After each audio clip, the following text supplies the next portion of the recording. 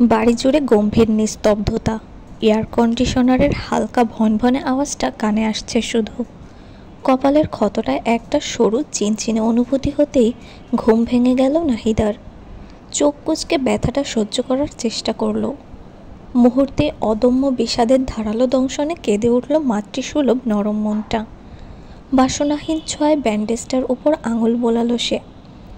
গতকাল রাত্রিকে নিয়ে একটু বেশিই বলে ফেলেছিল, তাই হয়তো নিভ্রাণের থেকে এটাই প্রাপ্য ছিল তার। নিজের যাচ্ছে তাই ব্যবহারের কথা ভেবে নির্মম কলুষিত একটা শ্বাস বেরিয়ে এলো বুক চিরে। হেলানো মাথা সোজা করলেন নাহিদা। রাত্রি তখনও চুপটি করে ঘুমিয়ে আছে কোলের মাঝখানটায়। সেই নিষ্পাপ মুখশ্রীর দিকে তাকিয়ে মৃদু হাসলেন তিনি। মুখের উপর ছড়িয়ে পড়া ঘন চুলগুলো কানের পিছে গুজে দিয়ে আদরে আবেশে মাথায় হাত বুলিয়ে দিলেন। ঘুমের ঘরেই অপ্রত্যাশিত স্নেহ আশকারা পেয়ে হালকা নড়ে চড়ে উঠল রাত্রি। এক হাতে গাল চুলকে আবারও শক্তপোক্তভাবে ঘাপটি মেরে ঘুমিয়ে পড়ল ধীরে ধীরে, যেন এই কোলটা তার নিজস্ব মালিকানায় অন্তর্ভুক্ত। নাহিদা নিঃশব্দে হেসে ফেললেন। মেয়েটা যথেষ্ট সুন্দরী। প্রথম দিন একটু চটা স্বভাবের মনে হলেও কাল বেশ নম্রভদ্রই মনে হয়েছে। পোশাক আশাকে বেশ শালীনতা আছে, কোনো উগ্রতার ছোঁয়া নেই। ওই দিন সে এত কিছু বলার পরও তেমন কোনো বেয়াদবি করেনি। আবার রাতের বেলা তাকে এসির মধ্যেও ঘামতে দেখে নিজে থেকেই গ্লাসে করে পানি এনে দিয়েছিল খাওয়ার জন্য। তাছাড়া যেই মেয়ে তার ছেলের জন্য মধ্যরাতে এভাবে ছুটে আসতে পারে, তার প্রতি একটু নরম হওয়াই যায়। পারিবারিক আর্থিক খুঁতগুলো দেখেও না দেখার ভান করাই যায়। ভোরবেলা রাত্রিকে ঘুমের মাঝে ঢলে পড়তে দেখে তিনি নিজেই মাথাটা খুব সাবধানে কোলের উপর টেনে নিয়েছিলেন। মেয়েটার ভেঙে আসা ক্লান্তিকর মুখটা তার মাতৃত্বকে নাড়া দিয়েছিল খুব সহজেই। বাকি সব ভুলে সে আধ ঘুমন্ত রাত্রিকে সযত্নে ঘুম পাড়িয়েছিলেন কোলের মধ্যে। দরজা খুলে বেরিয়ে আসলো নিভ্রাণ। পরনের জামাকাপড় পাল্টাতে গিয়েছিল সে। টি শার্টে কেমন একটা মদের গন্ধ লেগেছিল, তাই রাত্রিকে জাগানোর আগে সেটা পাল্টে নেওয়াই শ্রেয় মনে হয়েছে। নয়তো মেয়েটা আবার কী না কি বলে ফেলে। নাহিদাকে জাগ্রত অবস্থায় দেখে একটু বিব্রত বোধ করল সে। মায়ের সাথে করা গতকালের আচরণে ভেতরে ভেতরে হাজারবার ক্ষমা চেয়ে ফেললেও মুখে এখন পর্যন্ত কিচ্ছুটি বলতে পারেনি। কোথায় যেন বাজছে, কী যেন একটা আটকে দিচ্ছে বারবার। কাছাকাছি আসতেই বেশ অবাক হয় সে। মা রাতের মাথায় হাত বুলিয়ে দিচ্ছে, তাও সজাগ অবস্থায়।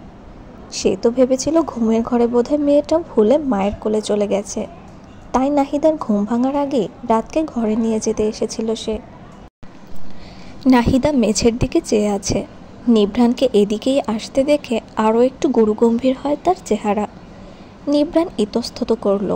নিজের মায়ের সামনে নিজেরই কেমন দমবন্ধ লাগছে। দ্বিধাগ্রস্ত গলায় ডাক দিল, রাত, উঠুন। রাত্রির মধ্যে কোনো পরিবর্তন পরিলক্ষিত হলো না। নিভ্রাণের ডাক তার কান পর্যন্তও পৌঁছায়নি। নাহিদা তখনও চুপচাপ, ভাবলেশহীন ভঙ্গিতে মাথায় হাত বুলিয়ে দিচ্ছে। নিভ্রাণ আবারও ডাক দিতে গেলে সে গম্ভীর কণ্ঠে বলল, মেয়েটা সারা রাত ঘুমোতে পারেনি, ঘুম ভাঙলে নিজেই উঠে যাবে, কারো ডাকতে হবে না। নিভ্রাণ কয়েকবার চোখ ঝাপটালো, কপাল কুঁচকে বোঝার চেষ্টা করলো মা কি সত্যি সত্যি এসব বলছে। ঠিক বিশ্বাস হচ্ছে না। এক রাতে এমন কি হয়ে গেল। তবুও মিহি প্রতিবাদ করলো সে, বলল, ঘরে যেয়ে ঘুমাক। নাহিদার মনটা যেন চুপসে গেল। ছেলে কি তাকে এতটুকুও বিশ্বাস করতে পারছে না? তার মা কি এতই খারাপ? মেয়েটা একটু তার কোলে ঘুমোতেও পারবে না? সে কি এতটাই অধম, পরিত্যাগের যোগ্য? চোখ চিকচিক করে উঠল। ধরা গলায় বলল সে, আমি তো মেরে ফেলছি না ওকে, এখানে ঘুমালে কি সমস্যা? কেন? ও না নোংরা মেয়ে, রাস্তার মেয়ে? এখানে তো ওকে শোভা পায় না। না চাইতেও বেশ উচ্চস্বরে কথা বলে ফেলল নিভ্রাণ। রাত্রির তন্দ্রা কেটে গেল নিমিষেই। দ্রুত চোখ মেলে নিজেকে নাহিদার কোলের উপর আবিষ্কার করতেই বিমূঢ় হয়ে উঠল অবচেতন মন। নাহিদা ততক্ষণে হাত সরিয়ে নিয়েছে মাথা থেকে। রাত্রি উদ্বিগ্ন গতিতে উঠে বসল, বিচলিত কণ্ঠে বলল, আমি আসলে বুঝতে পারিনি আন্টি। নাহিদা নিশ্চুপ। নিভ্রাণের কথাগুলো আবার অনুশোচনার সাগরে ডুবিয়ে দিচ্ছে তাকে। আচ্ছা, তখন কেন সে ওসব বলল? এখন মনে হচ্ছে সে আসলেই খারাপ মানুষ। সমাজের গতানুগতিক চিন্তাধারা তার ভেতরের বিবেকটাকে গ্রাস করে ফেলেছে, অমানুষে পরিণত করে ফেলেছে। নিভ্রাণের কথার পৃষ্ঠে কোনো কথা না বলেই চুপচাপ সেখান থেকে উঠে গেলেন তিনি। তারপর ধীর পায়ে চলে গেলেন ঘরের ভেতর। নিভ্রাণ আলগা চোখে একবার দেখে নিয়ে পূর্ণ দৃষ্টি নিক্ষেপ করল রাত্রির দিকে। দুহাত আড়াআড়িভাবে বুকের উপর ভাঁজ করে চাপা রাগ নিয়ে বলল, আপনি না কোথাও যাবেন না? রাত্রি অপরাধী চোখে তাকালো। সোফা থেকে পা নামিয়ে বসে মিনমিন করে বলল, যাইনি তো। চুপচাপ রুমে আসুন। আদেশি গলায় কথাটা বলে আর এক মুহূর্ত দাঁড়ালো না নিভ্রাণ। রাত্রি দুহাতে চোখ ডলল। ছোট্ট একটা হাই তুলে দেওয়ালে লাগানো বড় ঘড়িটার দিকে তাকালো। সকাল 8:20। আজকে শুক্রবার, ভার্সিটি নেই, কিন্তু বিকেলের দিকে একটা টিউশনি আছে।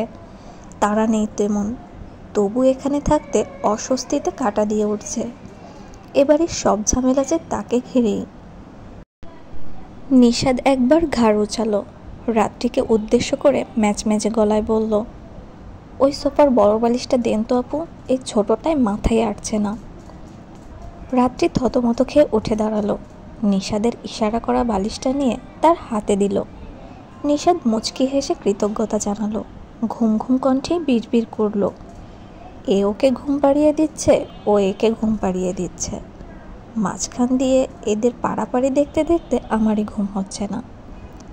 তারপর একটু গলা বাড়িয়ে বলল, আপনি জলদি যান তো ভাইয়ার কাছে, নয়তো আবার চেঁচাতে চেঁচাতে আমার অবশিষ্ট ঘুমটুকুও ধ্বংস করে দিবে। নিভ্রাণ ঘরের পর্দা সরিয়ে দিচ্ছিল। বৃষ্টি থেমে গেলেও বাহ্য জগৎ তখনও ভিজে চুপচুপে। মেঘের ঘন পরতে সূর্য দেখা দিতে পারছে না।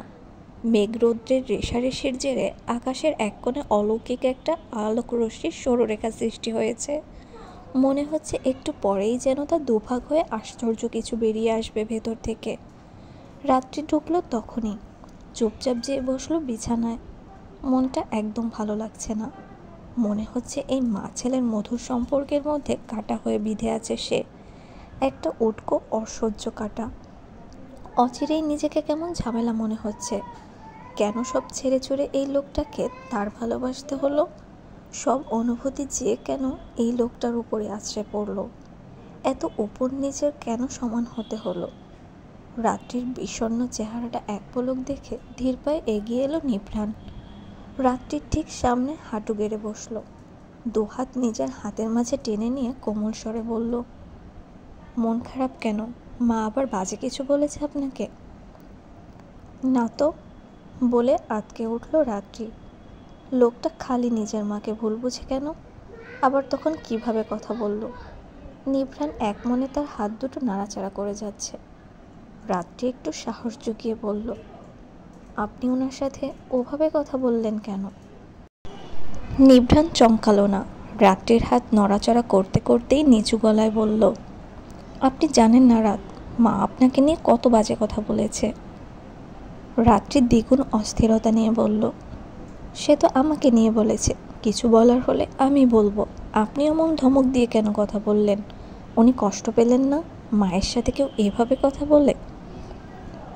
মাথা ঠিক ছিল না। নিভ্রাণের অকপট স্বীকারোক্তি।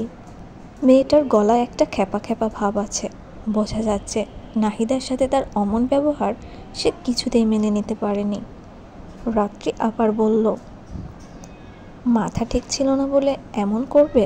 আর আন্টির মাথায় ব্যান্ডেজ কেন? আপনি ওনাকে মেরেছেন? বাদ দিন সব। রাত্রি হাঁসফাঁস করে উঠল। লোকটা কি সত্যিই নিজের মাকে মেরেছে? কণ্ঠে জোর দিল সে, বলুন। নিভ্রাণ দৃষ্টি নামিয়ে ফেলল।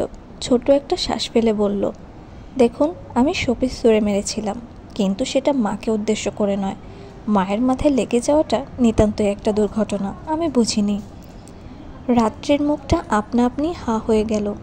অদ্ভুত বেদনায় নিংড়ে উঠল মন। তার নিজেরই খারাপ লাগছে। না জানি ওই মহিলাটার কেমন লেগেছিল। নিজের ছেলে আঘাত করেছে, তার মাকে যদি সে নিভ্রাণের জন্য আঘাত করত, তবে তার মায়ের কেমন লাগতো? নাহিদা যে এখন পর্যন্ত তাকে কিছুই বলেনি এই তো ঢের। নিজেরই একছুটে বাড়ি থেকে চলে যেতে ইচ্ছে করছে, অপরাধবোধে শরীর নেতিয়ে আসছে। কণ্ঠ কাঁদো কাঁদো হয়ে এলো। বর্ণনাতীত যন্ত্রণা নিয়ে সে বলল, আপনি এমন কেন করলেন? আপনার মা না উনি? আমি তো পরে, আগে তো আপনার মা, তাই না?